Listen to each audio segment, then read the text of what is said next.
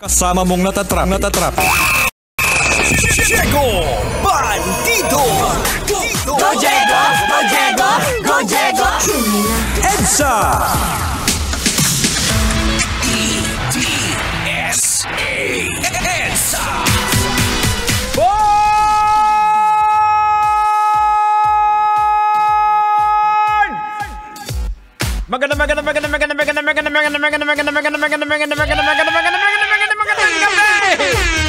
Metro at Mega Manila ang oras natin sa buong Kapulan. We got 28 minutes after 7 o'clock. Yeah! Tuloy-tuloy pa rin ang bakbakan, malulupit na tugtugan. Siyempre, dito lamang po ninyo mapapakinggan sa programa EDSA. EDSA. That's right mga kabisyo, EDSA!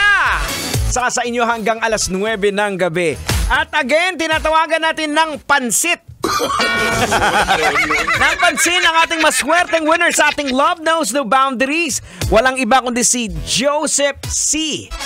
Sir Joseph C. Boss, Senyorito Amo. Ikaw ang maswerteng winner ng ating Love Knows No Boundaries. So meron ka ng tumataging-ting na 1.5. At syempre, madadagdagan pa yan ng another 200 pesos kung makakarating ka dito sa loob ng 2 oras at ang deadline mo ay 8:36. Yan ay kung may papakita mo sa akin na meron kang chikinini sa kilikili. Wala akong pakialam kung sino naglagay ng chikinini mo sa kilikili. Basta pakita mo lang. Alright mga kabisyo, eto na, hindi na natin patatagalin to. Alam ko maraming nag-aantay nito. Pag-usapan na natin to. Si Michelle Kobke, isang 36 years old mula sa Berlin, Germany, ay dati nang nasa pangmatagalang relasyon. Alam nyo kung saan? Sa isang Boeing 737-800 na eroplano. Oh no! Na tumagal na 9 na taon ng kanilang relasyon. Ang bira naman, oh. Bagamat plano niya sanang pakasalan ang eroplano, inihayag ni Kobke na hindi sila magkasama. So nag-break sila.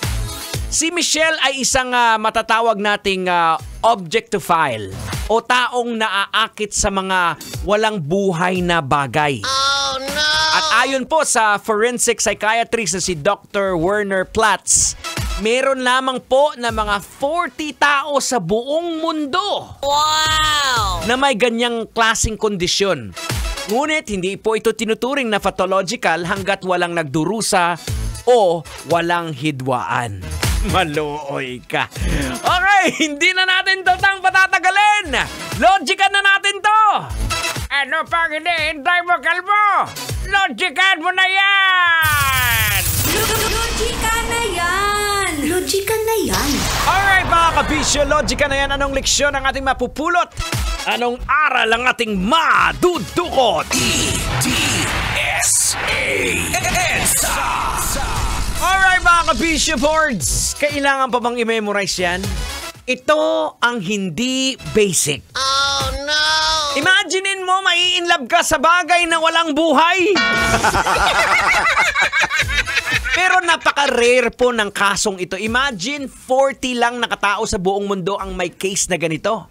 Ang masaklap lang dito, boards, kung ikaw, di ba, ang nainlaban mo ay isang bagay na walang buhay, gaya ng inodoro.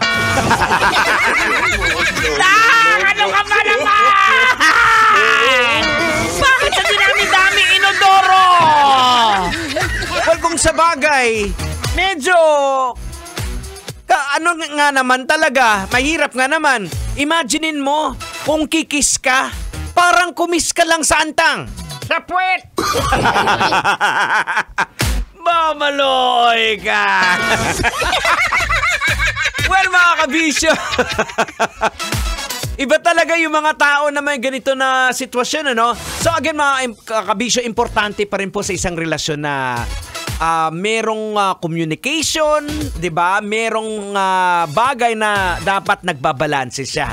Kasi mga kabisyo, ang pagmamahal sa isang bagay na walang buhay tulad ng isang paboritong bagay o koleksyon ay normal po na bahagi ng emosyon po ng tao yan. Subalit, kung ang attachment na ito ay humahandong sa pag-iwas sa relasyon o komunikasyon sa ibang tao, maaring po ito hindi na balanse. So, importante po ang pagiging balanse, ang salitang balanse. Kaya ikaw, Angkol, hindi ba dapat tang? Hindi dapat puro manok lang hinihimas mo. Dapat si Mrs. din himasin mo. Rak-raka na! Let's go! Kailangan pa bang i-memorize yan? Love Radio.